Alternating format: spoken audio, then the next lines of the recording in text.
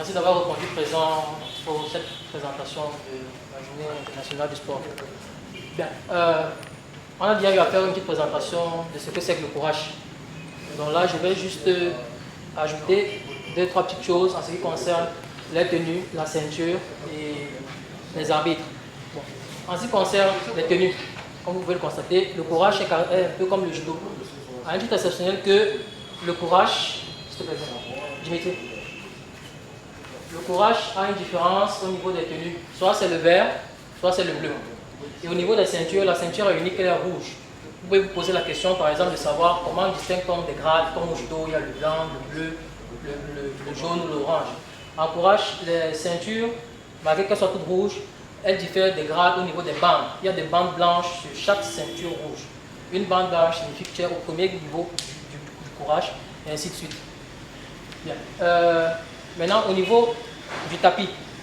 Le tapis, c'est un tapis comme celui-ci, on a dit en sec ou en carré, de 9, de 8, 9 à 10 mètres, 10 par 10, en 10 mètres carrés, avec au-dessus 3 arbitres et 2 candidats.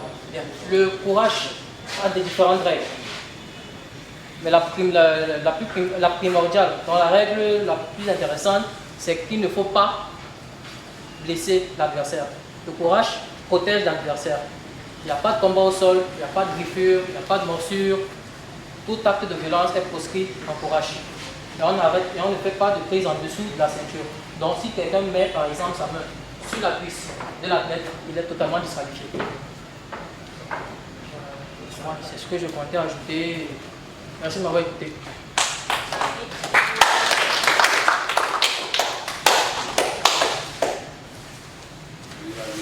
Comme fait pour le premier niveau. En premier niveau, il y a 4 niveaux. Vous passez votre premier grade.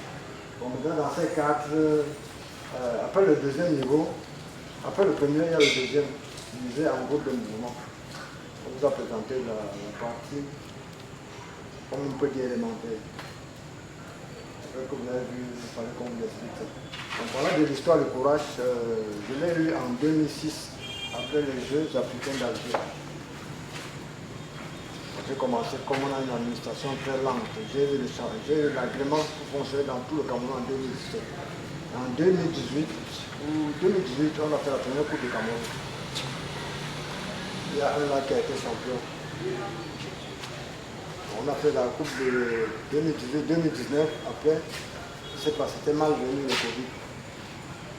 Jusqu'à aujourd'hui. Le Covid et le courage, bon, comme le courage, comme autre sport, on souffre encore de ce mal. Sinon, le courage au Cameroun, c'est basé dans 5 régions. Nous sommes dans 5 régions. Il reste maintenant animé. Vous avez vu le logo, ça c'est l'Afrique centrale de courage, avec les 10 étoiles représentant les pays. Et celui-ci, c'est l'appellation internationale. Bon, c'est vrai que même pour notre pays, c'était juste pour que ça soit un peu plus présentable. Sinon, ils doivent même nous payer pour leur publicité. Nous sommes très bons. Et vous avez derrière les papiers qu'on vous a donné, il y a le calendrier international. À ce moment, si on voudra, ou soit faire le championnat en Europe, la sortie internationale, ou le championnat d'Afrique en Afrique du Sud. Pourquoi c'est en août? Sinon, vous avez tout le calendrier derrière. C'est tout ce que je pourrais ajouter. Je ne peux pas oublier de vous dire merci d'avoir laissé tout ce que vous avez à faire pour venir vous assister. Je vous dis encore bonsoir.